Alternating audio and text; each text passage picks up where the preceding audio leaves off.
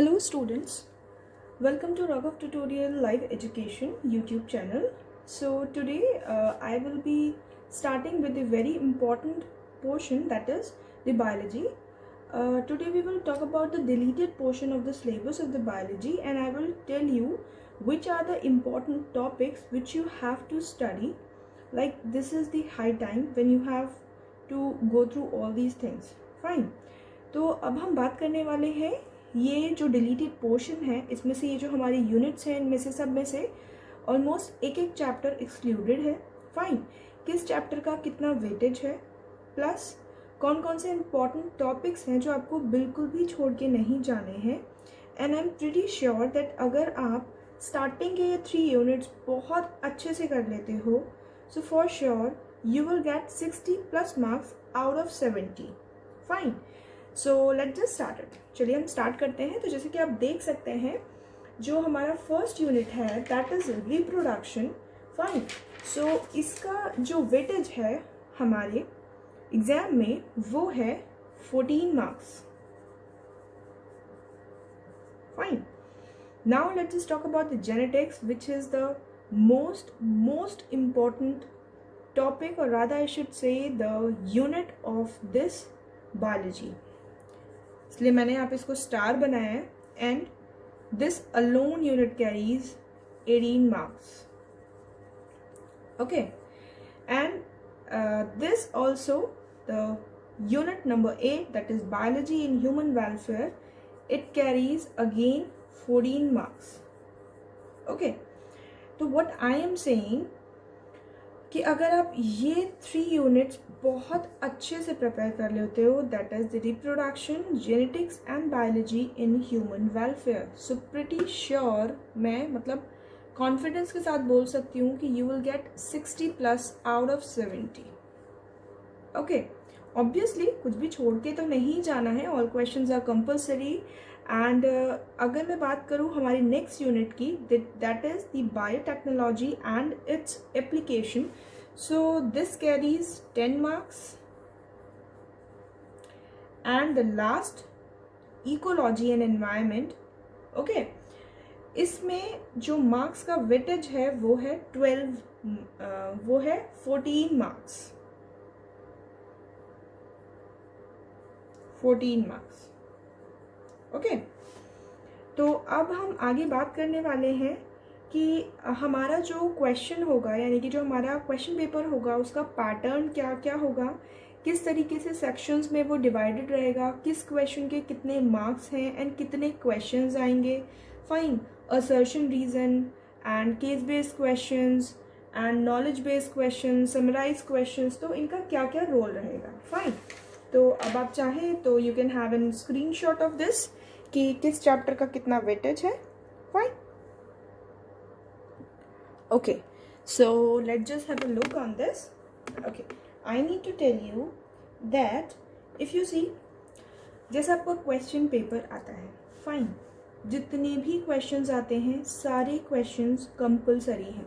All questions are compulsory. All together there will be 33 questions. In these 33 questions, it will be divided in section wise, section A, section B, section C and section D. Fine.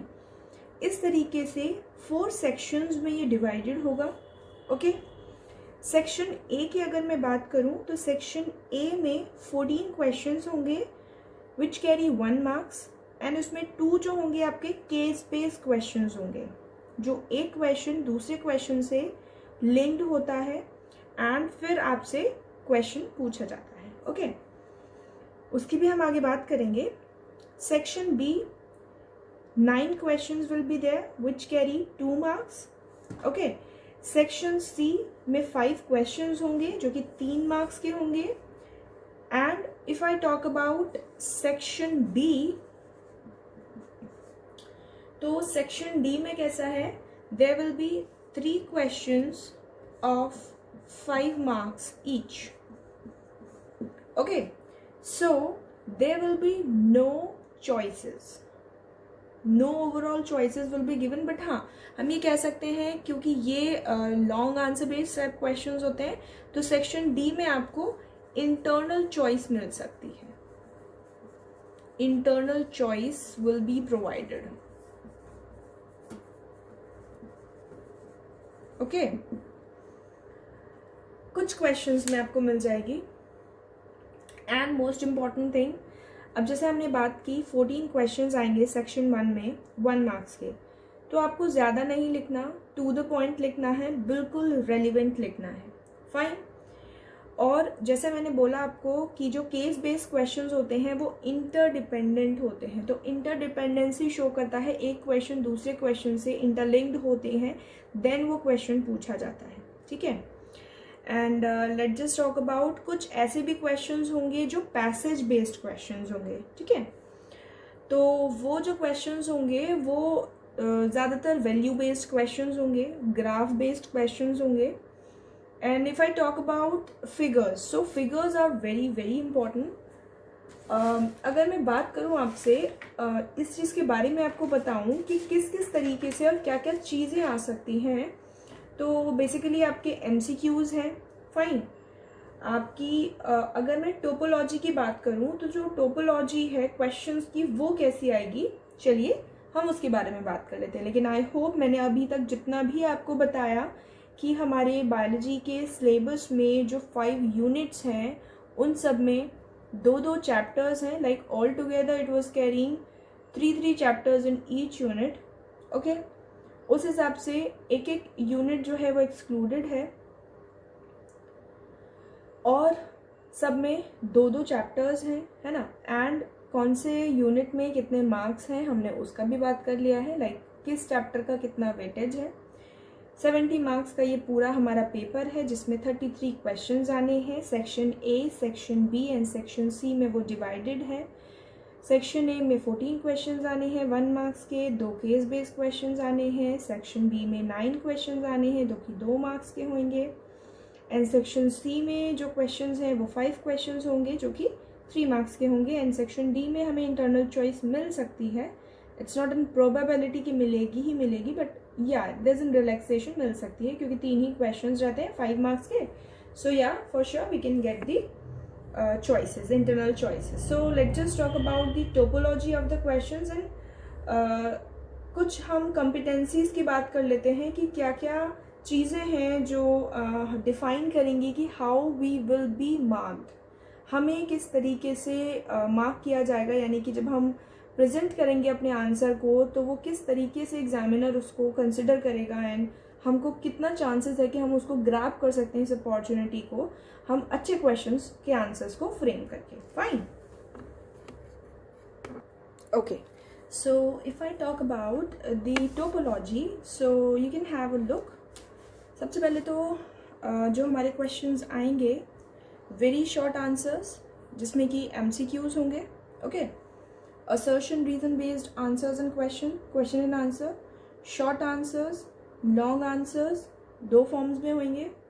ठीक है, 2 forms में कैसे होंगे, 2 forms में इस तरीके से हो सकते हैं क्योंकि हमने बोला कि लॉन्ग आंसर्स एक जो होंगे वो होंगे 3 मार्क्स के और दूसरे जो लॉन्ग आंसर्स होंगे वो होंगे हमारे 5 मार्क्स के। Fine. So very short answer type questions में हमारे MCQs आ गए, असर्शन रीजन आ गए, ये 2 चीज़ें आ गई। फिर हमारे शॉर्ट आंसर्स आ गए जो कि होंगे हमारे 2 मार्क्स के। And then long answer type questions first and second जो कि होंगे हमारे 3 मार्क्स और 5 मार्क्स के। उसी के बीच में अगर हम बात करें तो कुछ एक आध मार्क्स में हमारा source based, value based, case based, passage based questions आ जाएंगे, है ना। इसमें जैसे कि ग्राफ बेस्ड होंगे, कोई भी डायग्राम है। अब जैसे कि मैं अगर रिप्रोडक्शन चैप्टर की ही बात करूं तो उसमें जो मेंस्ट्रुअल साइकिल है उसका जो ग्राफ है वो बहुत इंपॉर्टेंट है, फिगर्स बहुत इंपॉर्टेंट है, डायग्राम्स बहुत इंपॉर्टेंट है ना।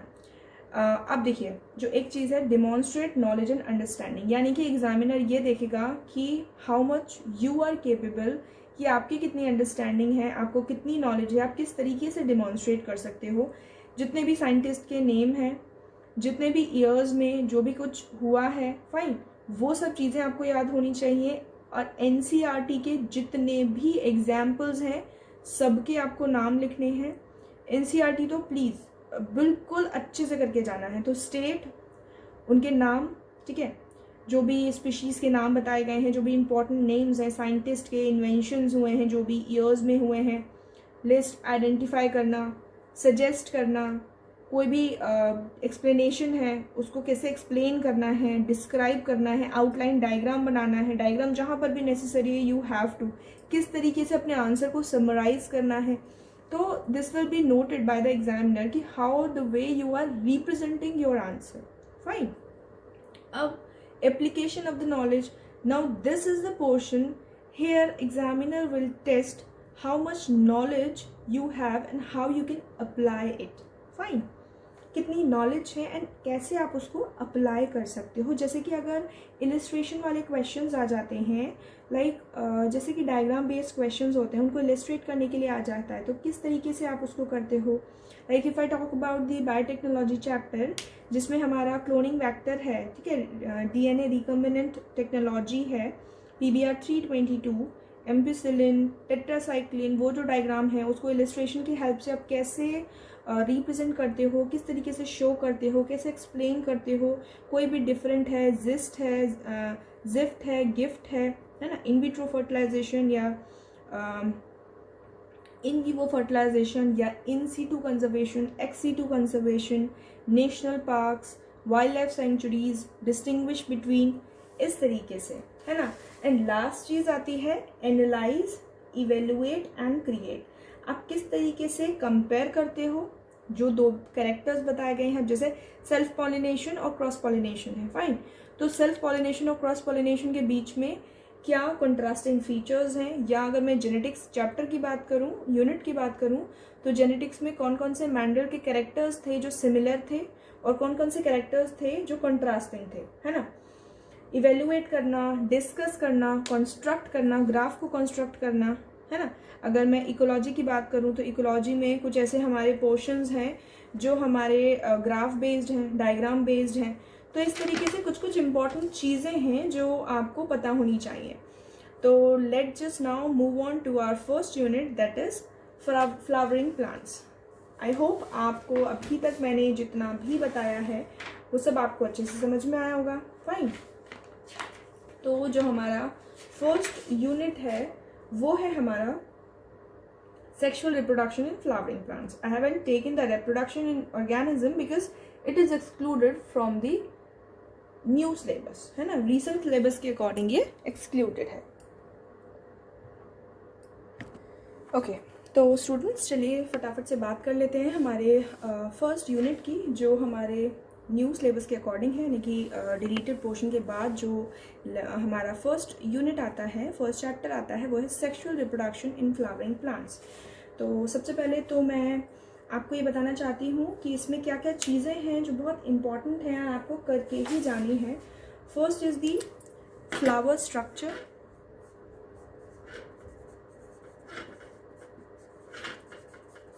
In this flower structure, you have to do the longitudinal section of the flower. Fine. Hermaphrodite आपको बताना है.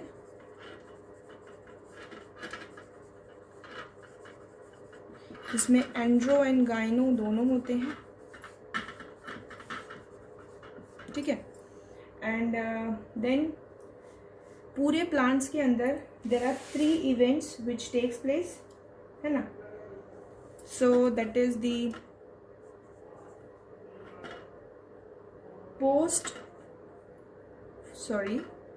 pre-fertilization,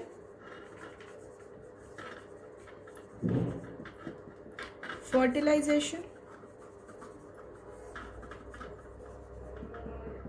and post-fertilization. Okay. And then what you have to do, development है हमारा next, that is the development of male and female gametophyte. Fine. उसके अलावा mail and female gametophyte में megasporogenesis, microsporogenesis, है ना, ये सारी चीज़ें आपको करनी है. इसके अलावा अगर मैं पॉलिनेशन की बात करूं तो पॉलिनेशन में दोनों pollination, different kinds of pollination, that is cross pollination and self pollination. Fine. Agents, इनके example as per NCERT, because NCERT must. And यहीं से जैसे अगर हम इनकी बात कर रहे हैं, पॉलिनेशन की बात कर रहे हैं, तो यहाँ पे अब जैसे अगर हम एग्जाम्पल लेते हैं इंसेक्ट वाला, ठीक है, तो इंसेक्ट से जो होता है that is the entomophily, that is एंटिमोफिली.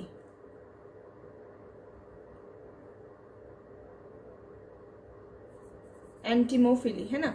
यहाँ पे अडेप्टेशन से रिलेटेड भी क्वेश्चंस पूछ लिए जाते हैं.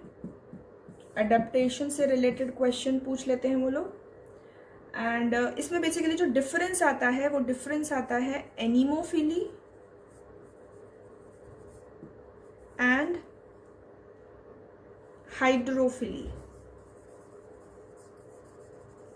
आई होप आपको समझ में आ रहा होगा.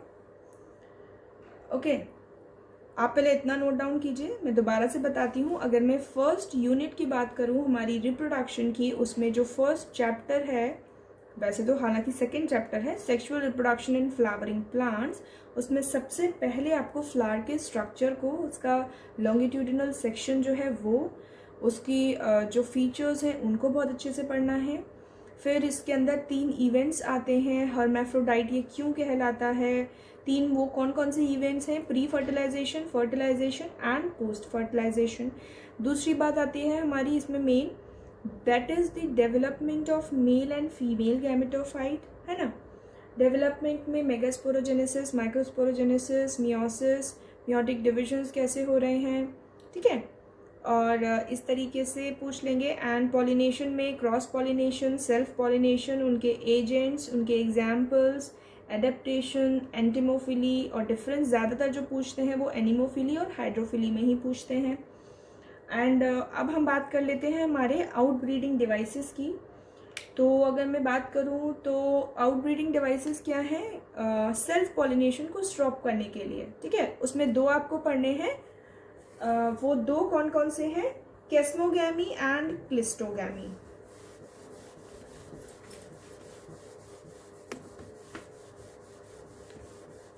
तो उसमें जो आपको स्टडी करना है that is outbreeding devices. Outbreeding devices में आपको क्लेस्मोगैमी एंड क्लिस्टोगैमी. फाइन. इसके इन दोनों में ही वो डिफरेंस पूछ लेते हैं, ओके, एंड एग्जाम्पल्स पूछ लेते हैं.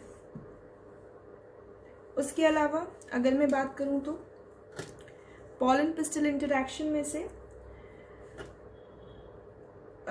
Very short, short and long, तीनों में से ही क्वेश्चंस आ सकते हैं, बन सकते हैं.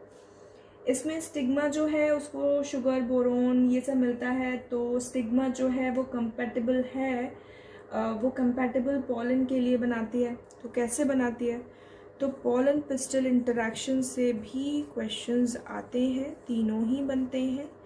वेरी शॉर्ट भी बन सकता है, शॉर्ट भी और लॉन्ग भी, है ना. अब अगर मैं बात करूं हमारी नेक्स्ट थिंग की, तो that is the post fertilisation. चलिए मैं यहाँ पे लिख देती हूँ पोस्ट फर्टिलाइजेशन. पोस्ट फर्टिलाइजेशन की अगर मैं यहाँ पर बात करती हूँ तो यहाँ पे 3 टाइप के एंडोस्पर्म्स पाए जाते हैं. तो वो 3 टाइप के एंडोस्पर्म्स कौन कौन से हैं, सेल्यूलर, फ्री न्यूक्लियर एंड फैलोपियल.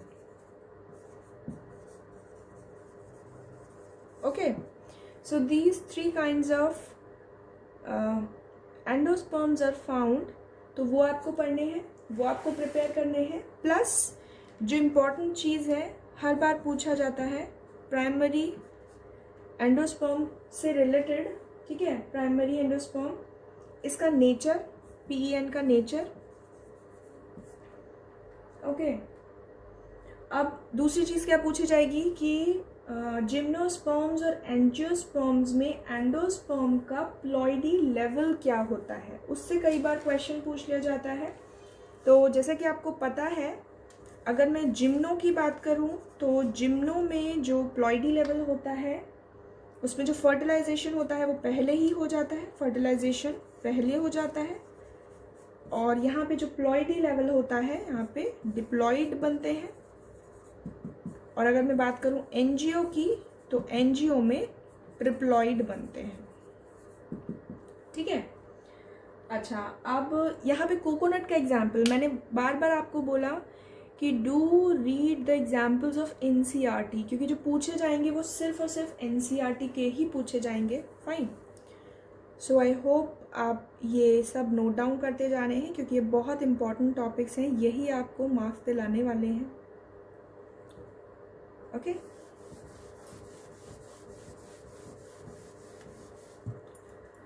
अब अगर मैं बात करूं, मैंने जैसे आपको बोला एनसीईआरटी का एग्जाम्पल है कोकोनट। कोकोनट बहुत इंपॉर्टेंट है, इसका आपको करके जाना है एग्जाम्पल। इसके सेल्यूलर एंडोस्पर्म के बारे में वो पूछ लेते हैं। डेवलपमेंट नेक्स्ट आता है हमारा, डेवलपमेंट ऑफ सीड, ये आपको करना है। फ्रूट करना है। इसमें 3 चीज़ें आती हैं, parthenocarpy, that is important, apomixis plus polyembryony. ठीक है। इसके अलावा जो पूछ लेते हैं वो डिफरेंस पूछ लेते हैं किसके बीच में, एम्फीमिक्सिस और एपोमिक्सी के बीच में। एम्फीमिक्सी बेसिकली क्या होता है, जो नॉर्मल सेक्सुअल रिप्रोडक्शन शो करता है, दैट इज एम्फीमिक्सी। ये सब आपको पढ़ना है। देन अगर वेरी शॉर्ट में वो पूछते हैं तो वेरी शॉर्ट में वो आपसे fruit type and mode of dispersal पूछ सकता है। Okay. So this was all about the chapter first, यानी कि जो हमारा यूनिट फर्स्ट है ये उसके बारे में था। यूनिट फर्स्ट का chapter number 1, that is sexual reproduction in flowering plants. Okay.